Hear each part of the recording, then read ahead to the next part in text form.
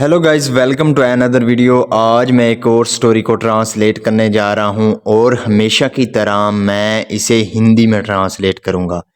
इस वीडियो में मैं आपको वर्ड बाय वर्ड मीनिंग के बारे में बताऊंगा और साथ में ग्रामर के पार्ट को भी कवर करूंगा। तो आपसे गुजारिश है कि इस वीडियो को लास्ट तक ज़रूर देखिएगा ताकि आप इसको अच्छे तरीके से समझ सकें। तो वीडियो शुरू करते हैं। वीडियो का जो टाइटल है वो है द क्लेवर मर्चेंट। क्लेवर हमारा एडजेक्टिव है जिसका मतलब होता है होशियार। मर्चेंट हमारा नाउन है जिसका मतलब है ताजिर। तो द क्लेवर मर्चेंट, होशियार ताजिर। तो ये था हमारा टाइटल। इसको मजीद पढ़ते हैं। Once there was a rich diamond merchant. ये हमारा जो है सिंपल पास्ट का वाक्य है। सिंपल पास्ट का मतलब होता है जब हम वाज या वर के साथ नॉन या एडजेक्टिव को लेकर वाक्य बनाते हैं तो वो हमारा सिंपल पास्ट का वाक्य कहलाता है। तो वंस एक बार there was a rich diamond merchant. Rich का मतलब होता है अमीर, डायमंड कहते हैं हीरे को, मर्चेंट कहते हैं व्यापारी को। तो एक बार एक हीरे का अमीर व्यापारी था। आ thief had been following the merchant for some days.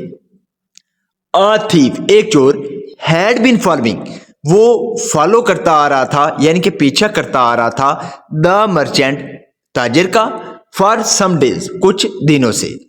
तो एक जो चोर था वो उस व्यापारी का कुछ दिनों से पीछा करता आ रहा था, यानी कि कुछ दिनों से उसका पीछा कर रहा था। वन डे, एक दिन, the merchant was carrying a lot of cash and precious diamonds with him. One day, एक दिन, द मर्चेंट जो व्यापारी था यानी कि ताजिर था, वॉज कैरिंग, वॉज के साथ वर्ब में आईएनजी है। ये हमारा पास्ट कंटिन्यूअस टेंस का वाक्य है और इस तरह के वाक्य के आखिर पर रहा था, रही थे आता है। तो एक दिन एक व्यापारी वॉज कैरिंग, वो लेके आ रहा था। कैरी का मतलब होता है किसी को लेके यानी कि जाना, यानी कि एक जगह से दूसरी जगह ले जाना, तो उसे कैरी बोलते हैं। तो वो ले जा रहा था अ लॉट ऑफ कैश, बहुत सा पैसा लेके जा रहा था, एंड प्रीशियस डायमंड्स, और कीमती जो डायमंड्स थे, हीरे थे, वो लेके जा रहा था विद हिम, अपने साथ।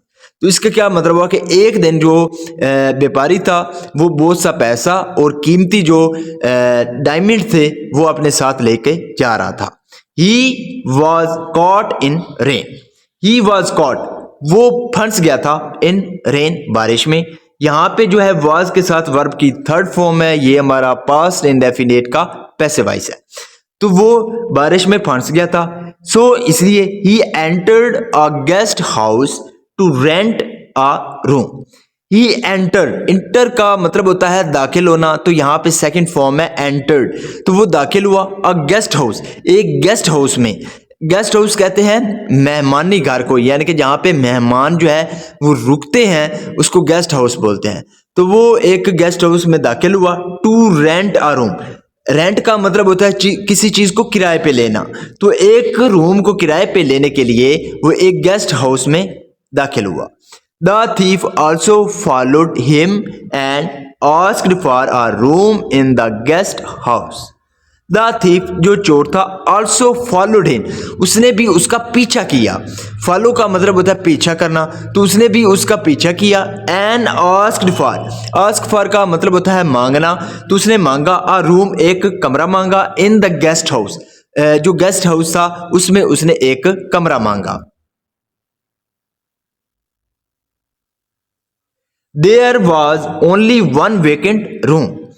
वेकेंट का मतलब होता है खाली, तो there was only one vacant room, तो सिर्फ एक खाली कमरा था। सो इसलिए both of them had to share it.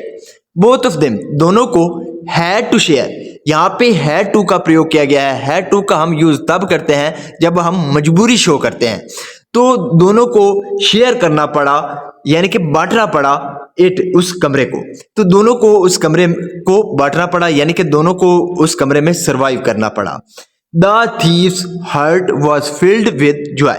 The thieves heart, यहाँ पे थीव के बाद अपॉस्ट्रोफी एस है, इसका मतलब होता है का के की। तो जो चोर का दिल था वॉज फिल्ड, वो भर गया था विद जॉय, खुशी से। तो जो चोर था उसका दिल खुशी से भर गया था।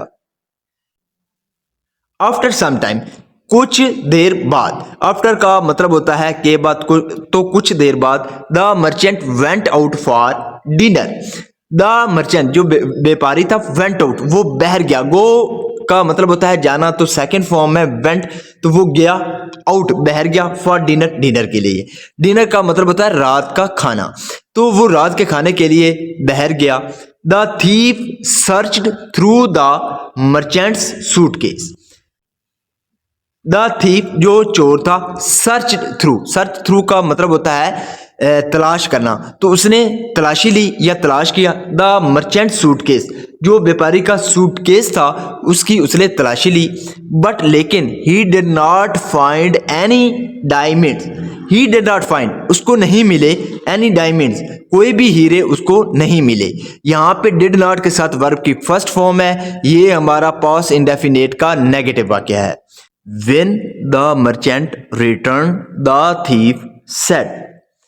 When जब द मर्चेंट जो व्यापारी था, रिटर्न वो वापस लौटा। रिटर्न का मतलब होता है वापस लौटना, तो जब जो ताजर था वो वापस लौटा। द थीफ सेड जो चोर था उसने कहा, सर आई एम थीफ, मैं एक चोर हूं।